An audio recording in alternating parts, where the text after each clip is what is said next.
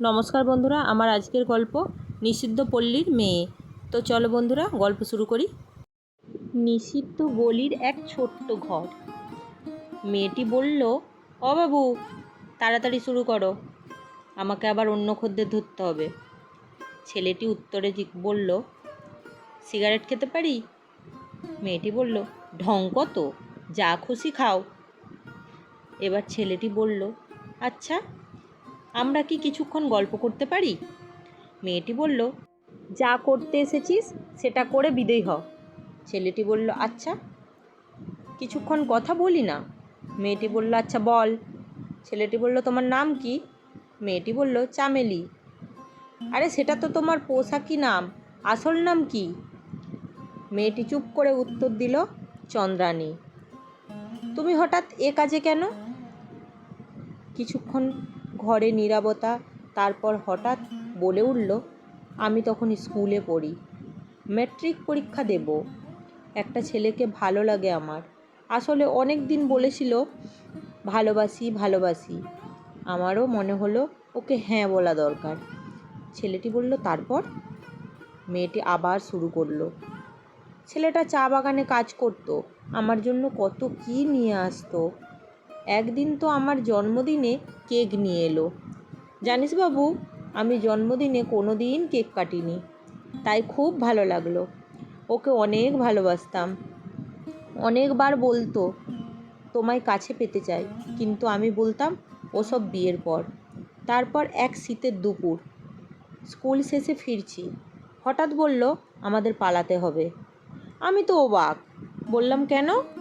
সে বলল, আমি বাড়িতে বলেছি তোমার কথা, বাড়িতে মানেনি আমাদের সম্পর্ক।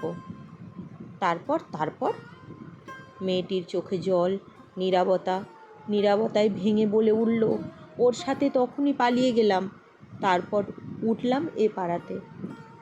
ও বলল, কিছুদিন পর আবার আসবে, ততদিন তোমার দেখাশোনা করবে রূপা। কিছুদিন পর জানতে পারলাম আমাকে বিক্রি করে দিয়েছে 20,000 টাকায়। জানিস বাবু, প্রথমে এসব করতে চাইনি, কিন্তু ওই বাবুটা আমার সাথে জোর জবরদস্তি করলো। মাসি মারলো আমায়, আমার খাওয়া বন্ধ করে দিল। তারপর রূপা লুকিয়ে খাবার এনে বলল, ও আসবে না, এটাই তো নিয়তি। তারপর থেকে আর কিছুই ভাবি না।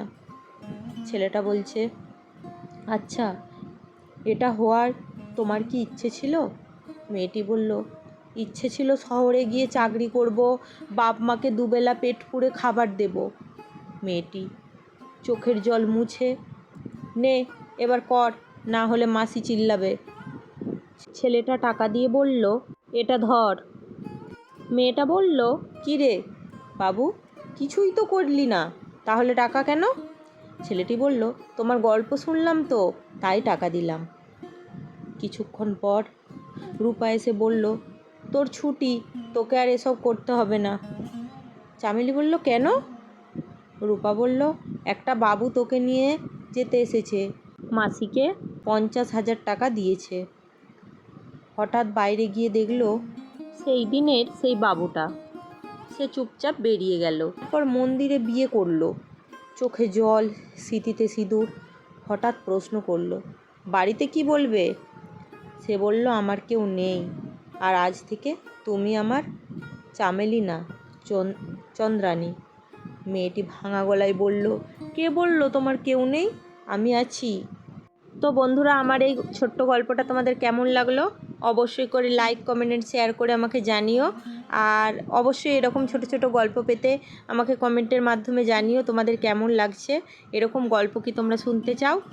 আর যারা আমার চ্যানেলে নতুন, তারা অবশ্যই আমার চ্যানেলটা সাবস্ক্রাইব করে পাশে থাকা বেল বাটনটা বাজিয়ে দাও, যাতে আমার ভিডিও তোমরা সবার আগে দেখতে পাও। তো চলো, আর এখানে আজকে আমি আমার গল্প পাঠ শেষ করে দিলাম। তো চলো, আবার আসবো নতুন একটা গল্প নিয়ে খুব তাড়াতাড়ি তোমাদের কাছে। ততক্ষণ তোমরা খুব ভালো থেকো, সুস্থ থেকো, সাবধানে থেকো। টাটা বন্ধুরা।